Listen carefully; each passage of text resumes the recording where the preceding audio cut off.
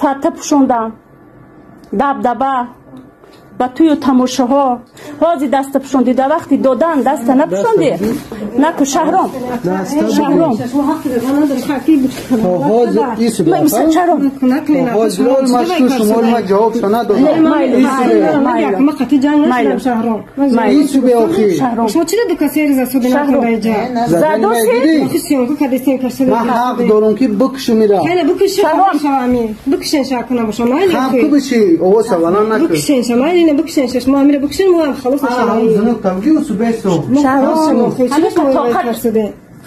سلام دوستان، سنجش شناسنامه خارجی یعنی که زگرم پاسپورت برای شما مشکل شده است و شما نمیتوانید در کجا چطور بسنجید.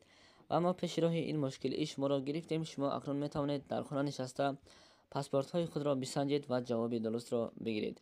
تنها با طریق واتساپ با این برادر صحبت کنید. این برادر بر شما چیزی گفت همان کار را بکنید. البته جواب پوره و عمیق به شما روان میکنند و امروزها هم ای کار را رایگان نمی شود کرد، یعنی که اینها حق کاریشان را نیز میگیرند. به شما برای کار. السلام علیکم دوستان عزیز، برادران و خواهران و تماشاگران شبکه کاروان عمر. امیدوارم که شما خوب هستید. بر شما سلامتی خواهان هستم. دوستان، نوار را تا آخر با دقت خوب گوش کنید. درباره همین نواری که عین حال بسیار مردم دیدند و بسیار گپ و چپ زیاد شده است، یعنی که عروسی 20 روزه و حامله 8 ماه. دوستان عزیز، البته ما انسان هستیم. انسان به عیب و به کمبودی به خطاگی نمی شود. در قسمت چیزی باشد ما آن را نادیده علاج نداریم.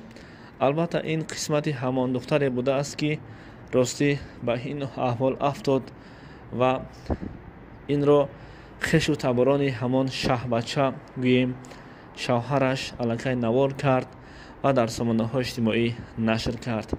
از این چی فایده دید؟ تنها آبروی همان خانواده را و آبروی این دختر را و آبروی خودشان را رساندند و خلاص. البته ما انسانیم، به خطا و به عیب و به کمبودی نمیشویم.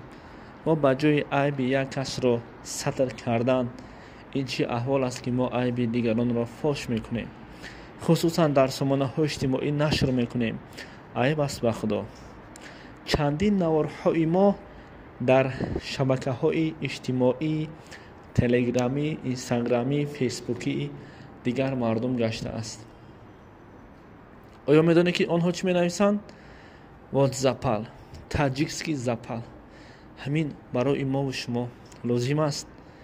عیب است به خدا. شما عیب یک کس را خوب دیدید، فهمیدید، همان عیب را از برای خدا اگر شما ستر کنید، بپوشانید، گوید که خیر تقدیر قسمت بدی تو همین است، همین کار همین خیلی بوده است، چرا آبروی ما را تو رساندی؟